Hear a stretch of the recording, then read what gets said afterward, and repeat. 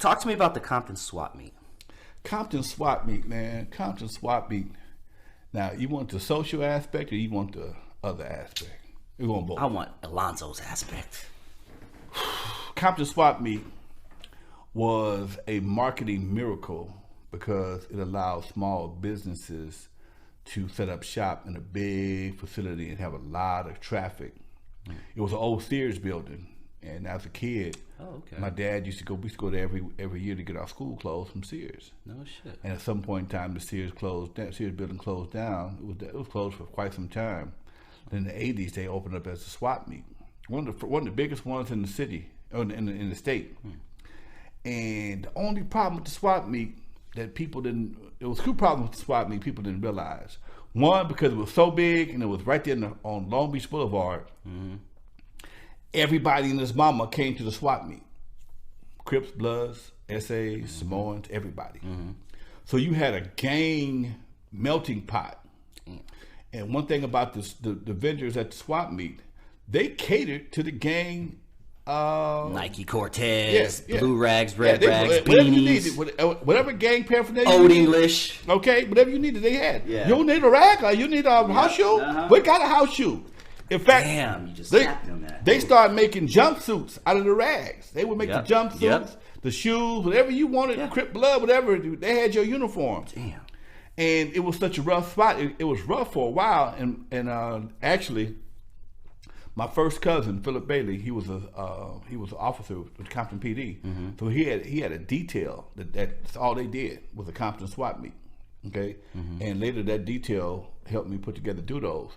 But now the crazy part about the swap meet, this is something that I came across. It came to my attention, and it's no disrespect. I got to say this. Everybody make your money, but you got to understand the chain of command when it comes to money. Preach. The black and brown brothers of the CPT were taking penitentiary chances to go spend the money with the Koreans, and they sold them everything. All the dope money they made, they got it one way or another. They got it through the swap meet. They got it through the liquor store. They got it through chicken. You can't buy a chicken wing from a black man in Compton. Hurry up and buy! Economics, the economics of the hood changed because we during the '80s when it was a lot of money because brothers were spending money. Brothers were making money. Okay. They were spending money. Okay. Swap meet had your jewelry, had your sounds. You can get tires, you can get rims, you can speaker boxes, you can buy your music. I was selling music to Mr. Parker and swap meet every week. But he would buy hundreds of records. And that became the spot for the community. But the only problem was, again, you got brothers out here taking penitentiary chances to get the money only for it to leave the community in one fell swoop. Okay?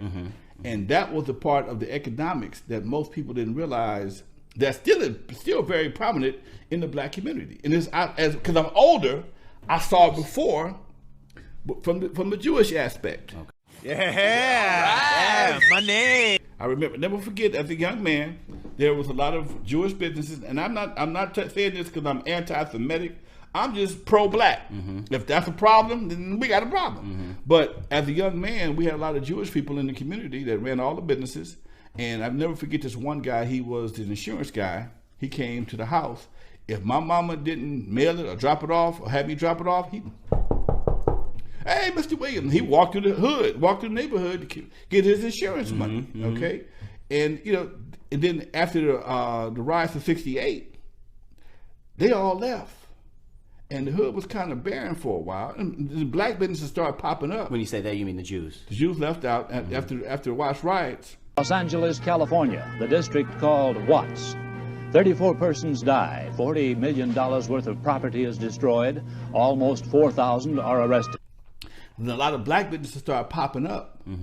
And then when around the late '70s and it started getting rough, we still had a lot of black businesses. Most of the liquor stores were run by black folks because wasn't nobody messing with us back then. But in the '80s, when the money got real good, folks got getting bought out. I mean, right now, if you go to the hood, you're not going to give very much money to a black liquor store. Asian, Korean. Yeah. And you want some chicken? You want some chicken and Chinese food? And if you think about it, Alonzo, they're selling shit that's killing us. You know what, dude? It was crazy, man. I went to right there in Manchester. It was a brand new chicken place. I want some fried chicken. And first I walked in, and don't get me wrong, I'm not anti-nobody. I'm just pro-black. I walked in there, and I saw a Mexican guy behind the counter. I'm like, okay, cool. I patronize people, okay? And when I got ready to make my order, the guy came from out the office. Is a Korean guy. All right, cool. I'm going to make my order. I say I want 2 thighs. You don't want a thigh? I don't want to. I don't want to die, motherfucker. You want thigh? I had to slap my thigh, man. He literally didn't know what thigh was. I said And thigh. he's in a chicken place. I said thigh. Wow. Okay, and the motherfucker still gave me 3 wings. Stop. I'm about bullshit. Stop. Still gave me 3 wings. I'm slapping my thigh. Wow. The guy behind the other guy, he's like, okay, number 2, blah, blah, blah, blah. And you know. Yeah. I just feel that if you're gonna come and do business in the community, one, you need to understand, speak the language. Understand what's on the fucking menu first. Okay, but this is what we experience, and once you understand the economics, people come to the black community and just take over all the businesses, you know, and that happened. It started in the '80s, and it's still pretty prevalent today. Interesting. You know? Interesting. Yeah, are we still, because I know back in the day, 70s, we're talking that the majority of black people own their homes. Is that still the case nowadays? Are more people renting? There's more? Man, what are those demographics now? According to the statistics, we own more homes. We own a lot of homes, but they're not in the inner city. As parents are dying or moving out, a lot of the kids are selling out because the house values. Oh, my mama paid $6,000 for this house in 1964. It's worth $300,000. Give me my money, okay? Or they go do a refi and they'll realize you can pull out half the money and you ain't got to start all over. Money to qualify that. I've seen a lot of houses in my old neighborhood get foreclosed on. It was paid for. All you gotta do is pay the taxes to take care of it. Okay. Dumbass kids that. But you know, somebody tell you you got $400,000 equity, dude. It's not a gift; it's a loan. So it's not. If you take it out, you got to pay it back.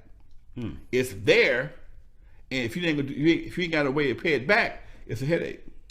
You know, it could be a blessing. Hey man, I'm gonna take some of this money and buy an apartment building, pay everybody's bills. Okay, but most of the time, that's not the case. That's not what they're doing. That's not what we're doing. Sadly.